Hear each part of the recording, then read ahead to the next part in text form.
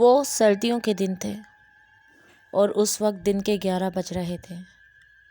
سورج اپنی بھرپور آب و تاب سے چمک رہا تھا، لیکن اس کے باوجود ٹھنڈی ٹھنڈی ہوا سردی کی شدت کو برقرار رکھے ہوئے تھی۔ وہ اس وقت پہاڑی پر موجود ایک پتھر پر بیٹھا تھا۔ اس کے لمبے لمبے سیاہ و خوبصورت بال ہوا کی وجہ سے لہرا رہے تھے۔ اس کے چہرے پر اداسی چھائی ہوئی تھی اور وہ اس وقت برسوں کا بیمار لگ رہا تھا۔ ایک وقت تھا کہ جب وہ اپنے گاؤں کا سب سے خوبصورت اور طاقتور نوجوان تھا۔ وہ اپنی خوشیوں بھری زندگی میں مست تھا کہ اچانک اس کی زندگی میں ایک قیامت خیز طوفان برپا ہو گیا۔ وہ ایک سرد اور آبر آلود رات تھی۔ وہ رات کو کافی دیر تک اپنے دوستوں کے ساتھ شغل بازی میں مصروف تھا۔ اسے وقت گزرنے کا احساس اس وقت ہوا جب اس کے ایک دوست سرفراز نے اس سے کہا، جبران اب تم گھر چلے جاؤ، تمہاری ماں تمہارا انتظار کر رہی ہوگی۔ یار واقعی مجھے تو وقت گزرنے کا احساس نہیں ہوا، وہ چونکتے ہوئے بولا اور اس کے ساتھ ہی اٹھ کھڑا ہوا تھا۔ اچھا دوستو، خدا حافظ، صبح ملتے ہیں۔ اس نے اپنے دوستوں سے ہاتھ ملایا اور وہاں سے گھر کی طرف روانہ ہو گیا۔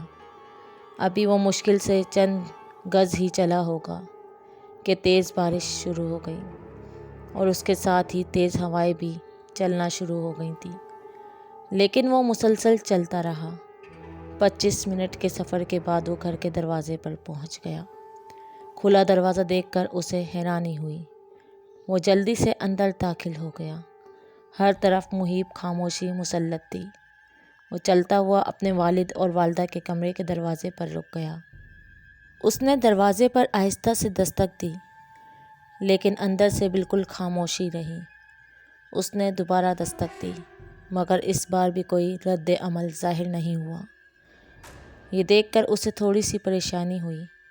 اس نے دروازہ تھوڑا سا دھکیلا، مگر دروازہ نہ کھلا۔ اس کا مطلب تھا کہ دروازہ بند تھا۔ وہ اپنے بھائی محسن کے کمرے کی طرف بڑھنے ہی لگا تھا کہ اس کی نظر نیچے فرش پر پڑی۔ دروازے کے نیچے سے سرخ سرخ کوئی چیز بہہ رہی تھی۔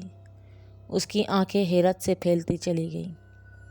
وہ گھٹنوں کے بل بیٹھ گیا اور دیکھنے لگا۔ یہ دیکھ کر اسے اپنا سر چکراتا ہوا محسوس ہوا۔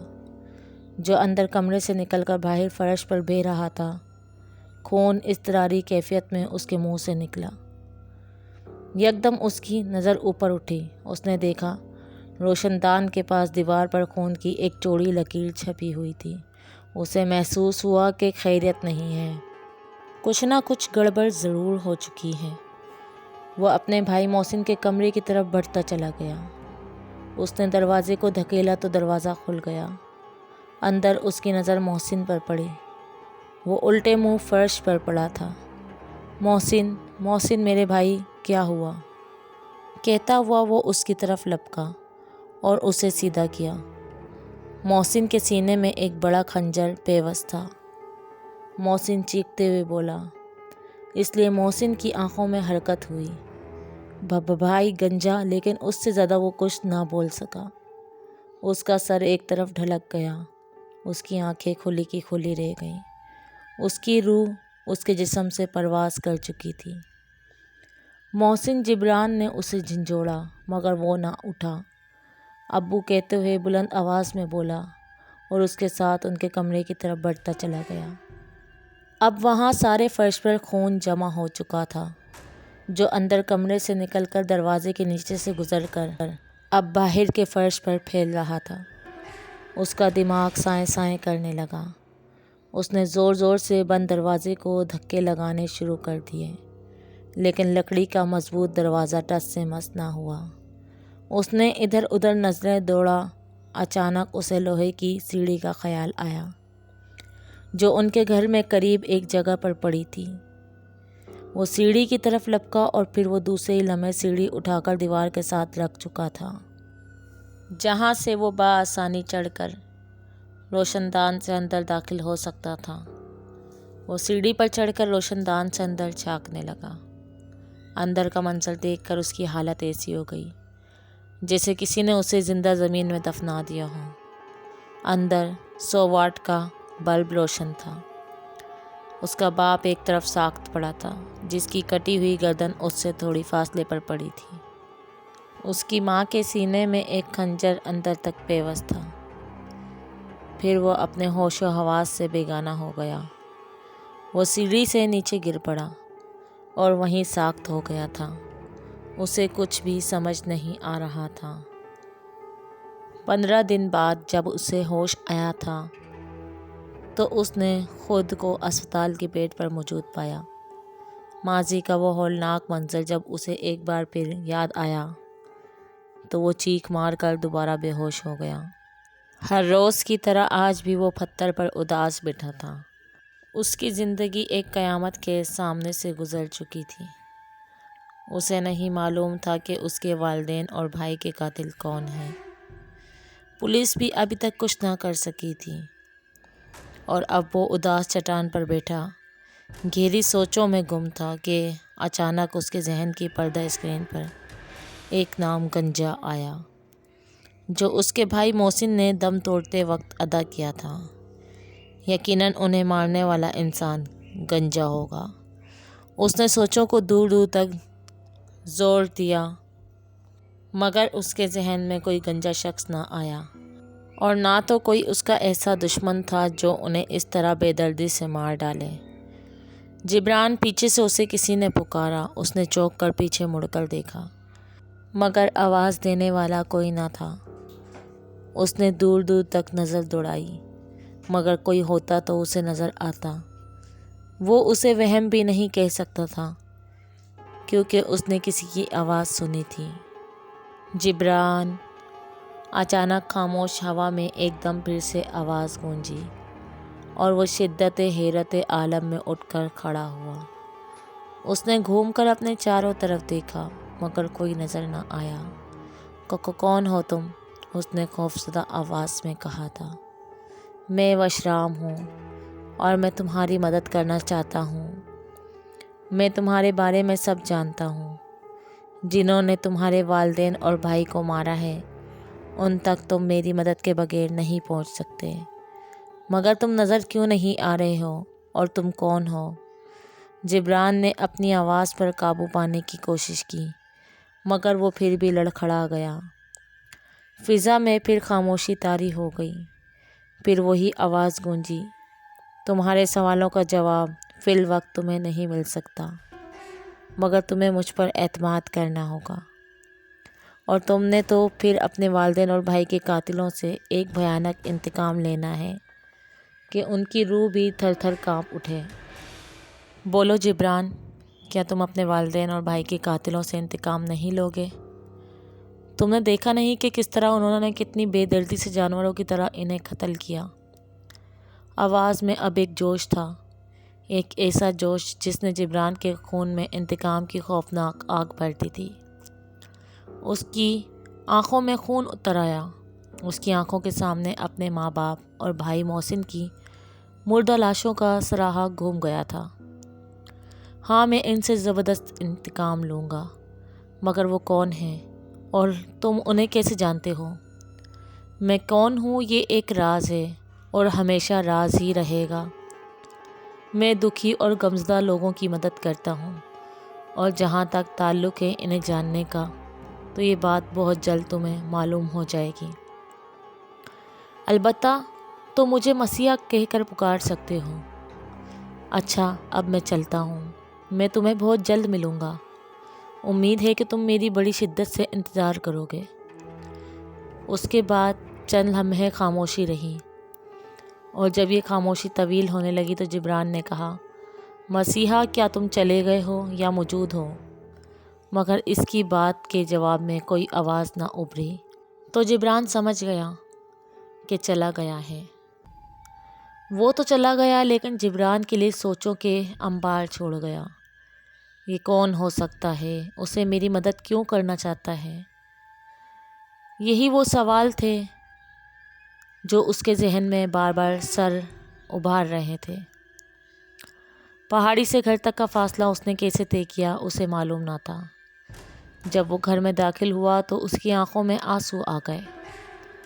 جہاں کچھ عرصہ پہلے کہکے گونجا کرتے تھے، ہر وقت ایک شور سا رہا کرتا تھا، مگر کہ اب ہر سو ویرانی ہی ویرانی تھی جو اسے کاٹ کھانے کو دوڑ رہی تھی۔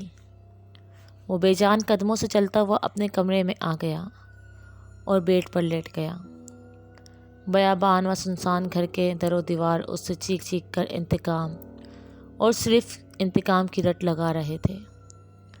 نہ جانے وہ رات کا کون سا پہر تھا کہ جب نیند کی دیوی اس پر مہربان ہو گئی اور وہ نیند کی مہربان آغوش میں ہوش سے بیگانہ ہو گیا۔ ایک سردی کی ٹھٹرتی ہوئی رات تھی، آسمان پر کالے سیاہ بادل چھائے ہوئے تھے، ویران سڑکوں پر ہوا گھومتی پھر رہی تھی۔ جب بجلی چمکتی تو لمحہ بھر کے لیے ہر منظر منور ہو جاتا اور پھر اندھیرا مزید گاڑھا ہو جاتا۔ ایک کھٹارا سی گاڑی رکتی ہوئی چرچ کے سامنے آ کر رکی۔ بہت تیزی سے ڈرائیونگ سائیڈ کا دروازہ کھلا اور ایک سیاہ چرمی بیگ دھپ سے زمین پر گرا۔ پھر ایک سیاہ پوش لمبا تڑنگا آدمی گاڑی سے باہر نکلا۔ اس کے باہر نکلتے ہی بجلی اسے زور سے چمکی کہ آنکھیں چندھیا کر رہ گئیں۔ کڑکتی ہوئی بجلی نہایت غضبناک انداز میں نیچے کی جانب لپکی۔ ایک لمحے کو یوں لگا جیسے وہ اس وین پر آ گرے گی۔ اس سیاہ پوش نے ایک چٹکے سے سر اٹھا کر آسمان کی طرف دیکھا۔ دوسرے ہی لمحے بجلی اپنا رخ بدلتے ہوئے بادلوں میں غائب ہو گئی۔ پورا علاقہ ایک دفعہ پھر اندھیرے میں ڈوب گیا۔ اندھیرے میں ڈوب گیا اس سیاہ پوش نے جھک کر گاڑی سے کدال اور بیلچہ نکالا اور زمین پر پڑے بیگ کی جانب متوجہ ہو گیا۔ بیگ اٹھا کر اس نے کندھے سے اٹکایا، دوسرے ہاتھ میں کدال اور بیلچہ اٹھایا اور پھر ہر طرف گہری نظر دوڑاتے ہوئے چرچ کے گیٹ کی جانب بڑھ گیا اور آسمان پر بجلی شدت سے کڑکنے لگ گئی۔ بجلی کی گرج و چمک علاقے کے تاریک غلاف کو چاک دے رہی تھی، مگر وہ سیاہ پوش پر ہر چیز سے، ہر بات اور پر احساس سے بے نیاز مست ہاتھی کی طرح چرچ کی گیٹ کی جانب بڑھتا جا رہا تھا۔ آسمان کی شدت اضطراب میں اضافہ ہوتا جا رہا تھا۔ بجلی بار بار اس سیاہ پوش کی جانب لپکتی اور ہر بار رخ بدلتی ہوئی واپس بلندیوں پر لوٹ جاتی۔ وہ سیاہ پوش چرچ کی عمارت کے داخلی دروازے تک پہنچ چکا تھا۔ بجلی ایک بار پھر کڑکتی ہوئی زمین کی جانب لپکی، مگر وہ سیاہ پوش دروازہ کھول کر اندر داخل ہو چکا تھا۔ بجلی واپس آسمان کی وسطوں میں چلی گئی۔ بجلی کی تیز چمک سے بار بار رات کا سیاہ ماتمی لباس پاک ہو رہا تھا۔ پھر چرچ کی عمارت سے ایک فلک شگاف چیخ بلند ہوئی اور فضا کی یک بستگیوں میں منجمد ہو کر رہ گئی، اور پھر سیاہ بادلوں کی آنکھوں سے آنسو چھلک پڑے۔ سیاہ پوش اپنی طاقتوں کی مدد سے لوگوں کے ذہنوں کو کنٹرول کیے ہوئے تھا۔ اس کا یہ تجربہ ابھی ادھورا رہ گیا تھا، کیونکہ وہ لوگوں کے جسم سے گوشت اتارنے کے باوجود انہیں زندہ رکھنے میں تو کامیاب ہو گیا، مگر ان کی زندگیاں نہ سنبھال سکا، اور وہ چند ایک گھنٹے کے بعد بے جان ہو گئے۔ ان کے علاوہ بھی بہت سے زندہ ڈھانچے باقی ہیں، مگر ان کی زندگیاں مختصر ہیں۔ روح و اجسام پر اختیار حاصل کرنے کے لیے بے شمار مردہ انسانوں کی کھوپڑیوں کے چراغ جلا کر ایک شیطانی جاب کرتا تھا۔ اب مسئلہ ان انسانی کھوپڑیوں کا تھا، سو اس کے لیے قبرستان منتخب کیے گئے۔ اب کھوپڑیاں حاصل کرنے کے لیے اس خبیث نے کسی اور کو ملوث کرنا مناسب نہ سمجھا، اور اس اکیلے کے بس کی یہ بات نہیں تھی، سو اس نے اپنی کالی طاقتوں سے مدد حاصل کی۔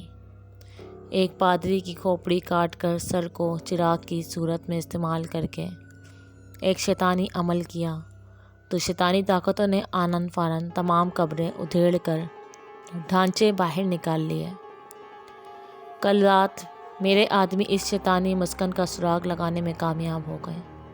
وہ ساحلی علاقے میں واقع ایک وسیع و عریض کوٹھی کو اپنے اس مقصد کے لیے استعمال کر رہا تھا۔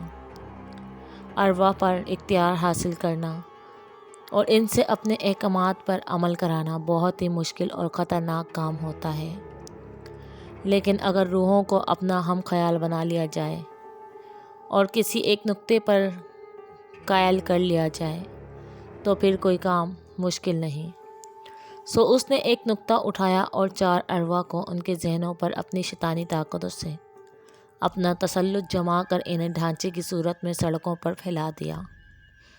پھر پولیس کے نوجوانوں سے سامنا کرایا اور بھاگ دوڑ شروع ہو گئی۔ اس کا مقصد صرف اتنا تھا کہ پولیس کا کوئی نوجوان کسی ڈھانچے پر گولی چلا دے۔ ہوتا یہ ہے کہ جب کسی انسان پر کوئی چلائی جاتی ہے تو وہ پہلے مادی وجود کو چیرتی ہے، پھر روح کے پار ہوتی ہے، جبکہ یہاں معاملہ الٹ ہو جاتا۔ کوئی مادہ وجود والے چلاتے اور سیدھی روح کے پار ہوتی، لیکن چونکہ ایک عمل کے باعث وہ ہڈیوں کے حصار میں تھی، سو موت کی کیفیت سے گزرنے کے بعد ڈھانچہ سے الگ ہوتی اور یہ جملہ براہ راست ایک روح پر ہوتا۔ مادے کی طرف سے اس طرح اس شیطان کے کام میں آسانی پیدا ہو جاتی اور وہ لمحوں میں اجتماعی طور پر بے شمار ارواح پر اختیار حاصل کر لیتا۔ میرے آدمی جو اس کوٹھی کو گھرے ہوئے تھے، ان کا خیال تھا کہ آج رات شیطان کو گولی مار کر قصہ ہی ختم کر دیتے ہیں، مگر میں ان کو منع کر دیا کیونکہ یہ یقینی بات تھی کہ اس کوٹھی میں بھی زندہ ڈھانچے موجود ہوتے ہیں۔ ایک پر بھی حملہ ہوتا، نتیجہ بے شکار روحیں اس شیطان کی ہم خیال ہو کر اپنا اس کی دسترس میں دے دیتی اور وہ چند لمحوں میں انہیں اجسام والوں کے خلاف بھڑکا کر ان پر چھوڑ دیا۔ ایسے میں وہاں ریڈ کرنے والی ایک پوری فوج ہی کیوں نہ ہوتی، اس فوج کی زندگی کی بھی کوئی ضمانت نہ ہوتی۔ اسی نتیجے کے پیش نظر میں نے فوراً آئی جی صاحب سے رابطہ کیا اور ان سے درخواست کی کہ شہر میں گشت بند کروا دیں۔ میں ذاتی طور پر آئی جی صاحب کا شکر گزار ہوں کہ انہوں نے میری بات مان لی، ورنہ ہم بھی اس شیطان پر قابو پانے میں کامیاب نہ ہو سکتے تھے، بلکہ اس کوشش میں ہم بہت سے جوانوں کی زندگی سے ہاتھ دھو سکتے تھے۔ میرا پروگرام تھا کہ کسی ایکشن کے بغیر کھٹاک سی ہی قصہ تم ہو، اور اس کے لیے ایک ہی طریقہ تھا۔ سو میں نے آج صبح اس پر عمل کر ڈالا۔ میں نے اپنے ایک آدمی کو ساتھ لیا اور منہ اندھیرے اس کوٹھی تک پہنچ گیا جس کی نگرانی پر 4 آدمی مامور تھے۔ پھر جب وہ شیطان کوٹھی سے باہر نکلا اور ہم کوٹھی میں داخل ہوئے تو توقع کے عین مطابق چند انسانی ڈھانچے اندر موجود تھے۔ میں نے اپنے ساتھیوں کو سخت ہدایت کی تھی کہ آخری حد تک صرف دفاع کیا جائے۔ نتیجتاً اچھی خاصی کشتی ہوئی اور آخرکار ہم ان پر قابو پانے میں کامیاب رہے، اور جو کچھ میں قبضے میں کرنا چاہتا تھا وہ بھی میں نے قبضے میں لے لیا۔ اتنا کہنے کے بعد دانش اس سیاہ چرمی بیگ پر جھک گیا۔ ہال میں سناٹا چھایا ہوا تھا۔ پھر جب دانش سیدھا ہوا تو اس کے ہاتھ میں 2-3 پیکٹ تھے، وہ کھڑا ہو گیا۔ وہ پیکٹ اس نے آئی جی صاحب کی طرف بڑھا دیے۔ سر، یہ اس کوٹھی کی ویڈیو اور فوٹوگراف ہے۔ پھر اس نے دوسرا پیکٹ کھولا اور تصویروں کی ایک موٹی گڈی نکال لی۔ تمام تصویر میں اس نے ٹیبل پر پھیلا دی۔ یہ لیں، میں نے سب سے کہا تھا کہ یہ سب کالے جادو کا مرہون منت ہے۔ اب تک کے واقعات دیکھ کر یقیناً آپ سب کو بھی یقین آ گیا ہوگا۔ ان تمام واقعات میں کسی تنظیم یا گروہ کا ہاتھ نہیں، بلکہ ایک فرد واحد فقط ایک دماغ کار فرما ہے۔ جب میں نے ان واقعات کو کالے جادو سے منسوب کیا تھا، شیطان کے اس چیلے کو میں اس وقت پہچان چکا تھا، مگر میرے پاس اس کے خلاف کوئی ایسا پروف نہیں تھا کہ میں اس پر ہاتھ ڈالتا یا براہ راست اس کو ان کارروائیوں کا ذمہ دار ٹھہراتا۔ سو میں خاموش رہا۔ کالے جادو کے متعلق میں خاصی معلومات رکھتا ہوں اور معاملے کی سنگینی کا بھی مجھے پورا ادراک تھا۔ ہم لوگ خطرناک سے خطرناک تنظیموں سے ٹکرا سکتے ہیں، دشمن فوجوں کے بخیے ادھیڑ کر رکھ سکتے ہیں، مگر ہمارے آپریشن، ہمارے ایکشن کا جو طریقہ کار ہے وہ شیطانی طاقتوں کے آگے نہیں چل سکتا۔ یہ جنگ اور نوعیت کی ہوتی ہے، اور یہ جنگ جیتنے کے لیے ہتھیار اور ہی ہوتے ہیں۔ پہلے قبروں سے مردوں کا نائب ہو جانا، پھر گھروں میں ہوتے انسانوں کا ہلاک ہو جانا۔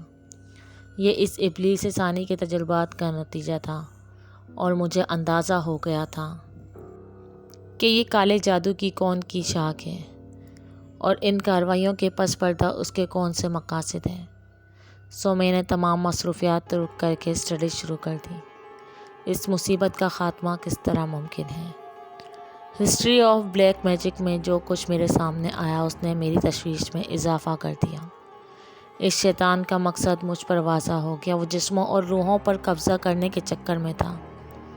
دانش چپ ہو گیا۔ تمام آفیسر اس کی طرف متوجہ تھے۔ کچھ وقت کی پراسرار خاموشی کے بعد دانش دوبارہ گویا ہوا۔ اپنے اس مقصد میں مکمل کامیابی کے بعد وہ اس پر قادر ہو جاتا کہ کسی انسانی وجود سے روح سلپ کر لیتا۔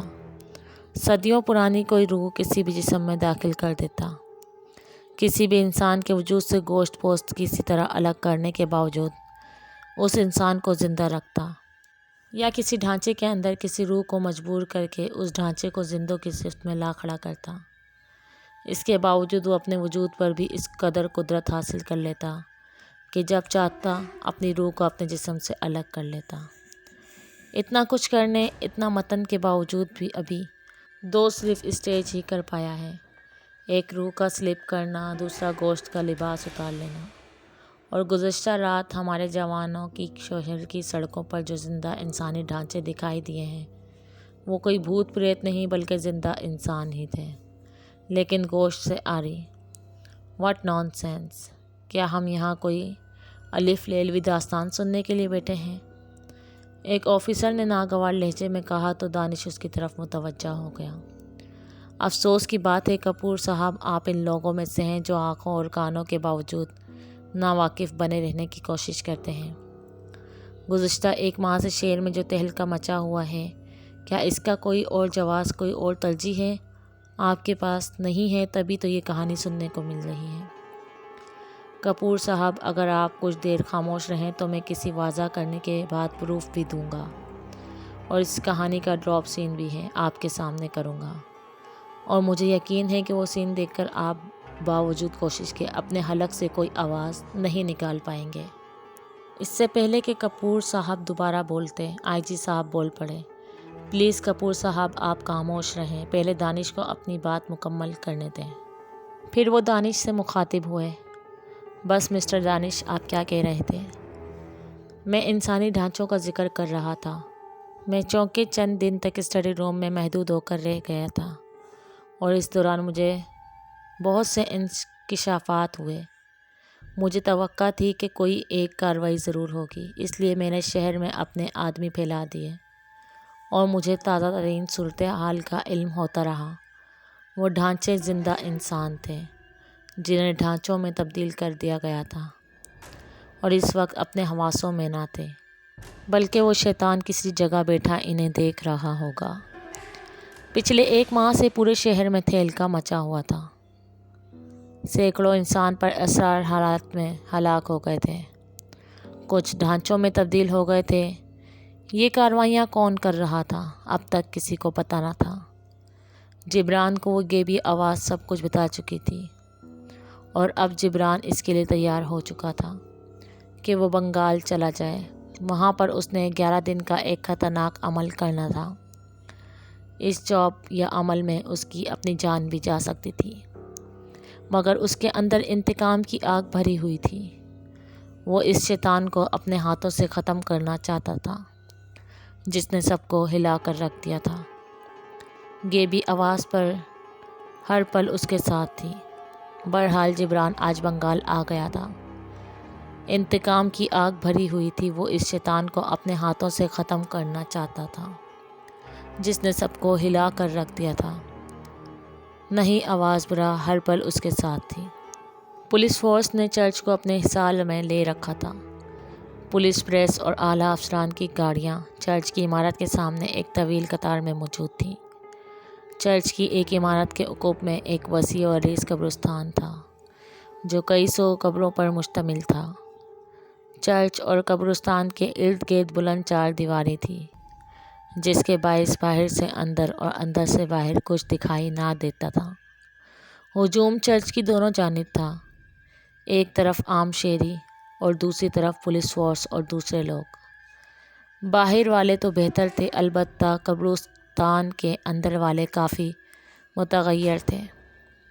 سنسنی، دہشت، خوف و حیرت، غم و غصہ، اگر جذبات و احساس کی عکاسی کرنے والا کوئی مصور وہاں موجود ہوتا تو اسے ہر احساس اور ہر کیفیت کی تصویر نظر آ جاتی۔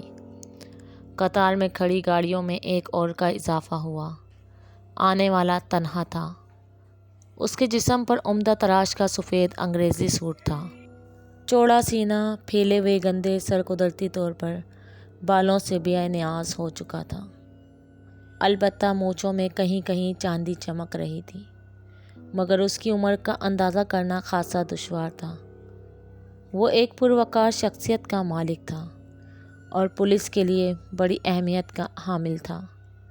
لارنس میلکم نامی یہ شخص کرسچن تھا اور پولیس فورس میں ایس پی کے عہدے پر فائر تھا۔ جب وہ چرچ کے اندر داخل ہوا تو کتنے ہی افراد اس کی جانب لپکے، جن میں زیادہ تعداد پریس والوں کی تھی، جو لارنس میلکم کو بخوبی جانتے تھے۔ لارنس میلکم کے چہرے پر چٹانی سنجیدگی تھی۔ وہ پولیس اور پریس والوں کے گھیراؤ میں چلتے ہوئے چرچ کی اندرونی عمارت میں داخل ہو گیا۔ لارنس خاموشی سے آگے بڑھ گیا۔ اس نے کسی سے کوئی سوال نہیں کیا تھا۔ چلتے ہوئے وہ اس بڑی سلیب کے سامنے جا رکا جس پر یسوع مسیح کو دکھایا گیا تھا۔ اس نے نہایت عقیدت سے سینے پر کراس کھینچا، چند لمحے خاموش کھڑا رہا، پھر دائیں جانب مڑ گیا اور کنفیسنگ بکس کٹیرا کے قریب آ گیا، جہاں سپاہی کھڑے تھے اور کٹیرا کے اندر چرچ کی پادری کی لاشیں پڑی تھیں۔ کنفیسنگ بکس، جس کے اندر اور اطراف میں فرش پر خون پھیلا ہوا تھا جو اب جم چکا تھا۔ پادری کی دونوں ٹانگیں بک سے باہر فرش پر پڑی تھیں۔ لاش کی حالت دہشت طاری کر دینے والی تھی۔ ایک ہاتھ کونی کے قریب سے غائب تھا، سر کاٹ کر گردن سے الگ کر دیا گیا تھا، اور سر کی حالت بھی انتہائی عجیب کر دی گئی تھی، جو اس وقت باکس کے ایک کونے میں پڑا تھا۔ باقی چہرے کے نقش و نگار اس حد تک مسنک کر دیے گئے تھے کہ یہ تیز کرنا مشکل تھا کہ آیا وہ انسانی سر کا حصہ ہے یا کچھ اور۔ اس پیالہ نما کھوپڑی میں کوئی سیاہ سا مادہ بھی موجود تھا جو خون کسی بھی صورت نہ تھا۔ لارنس نے کھوپڑی سونگھی۔ جلے ہوئے گوشت اور خون کی تیز بو کے علاوہ ایک عجیب سی بو تھی جو اس نے محسوس کر لی تھی۔ بات بالکل واضح ہو گئی تھی کہ سر کو چراغ کی صورت میں استعمال کیا گیا ہے۔ پہلی بار لارنس کے چہرے پر سائے سے لہراتے نظر آئے، لیکن وہ کوئی تبصرہ کیے بغیر چل پڑا۔ لارنس صاحب، کیا آپ بتانا پسند کریں گے کہ اس عجیب و غریب بھیانک صورتحال کے متعلق آپ کے کیا خیالات ہیں؟ یہ ایک اخباری رپورٹر تھا۔ لارنس کے آگے بڑھتے ہوئے قدم رک گئے۔ اس نے پلٹ کر دیکھا تو اس کے چہرے پر غم و غصے کے تاثرات تھے۔ رپورٹر گھبرا کر ایک قدم پیچھے ہٹ گیا۔ لارنس چند لمحے اسے گھورنے کے بعد دوبارہ آگے بڑھا۔ اس کا رخ چرچ کے عقبی قبرستان کی طرف تھا۔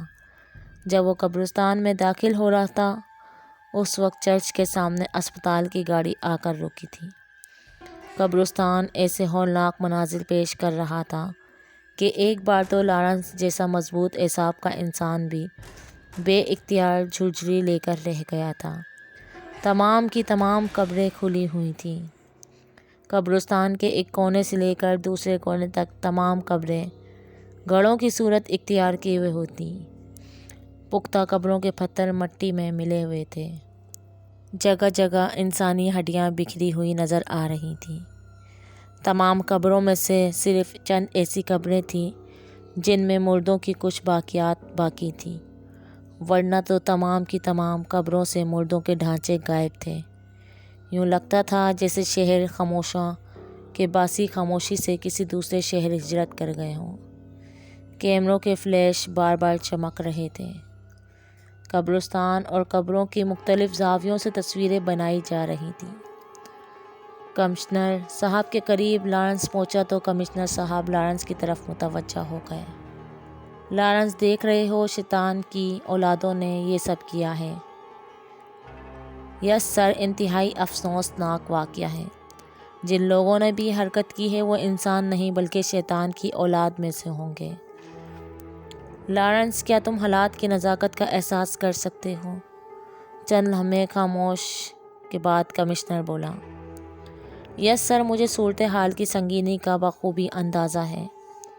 اس واقعے کے بعد فضا میں بہت زیادہ کشیدگی پیدا ہو سکتی ہے اور ہم لوگوں کے لیے بھی ان گنت مسائل۔ کمشنر صاحب چند لمحے خاموش رہے، پھر گمبھیر لہجے میں بولے، لارنس، یہ کوئی معمولی واقعہ نہیں ہے، بات بہت اوپر تک جائے گی اور صورتحال ایسی سنگینی صورت اختیار کر سکتی ہے کہ حکومت کے ایوان لرز اٹھیں اور ہمارے لیے جواب دہی مشکل ہو جائے گی۔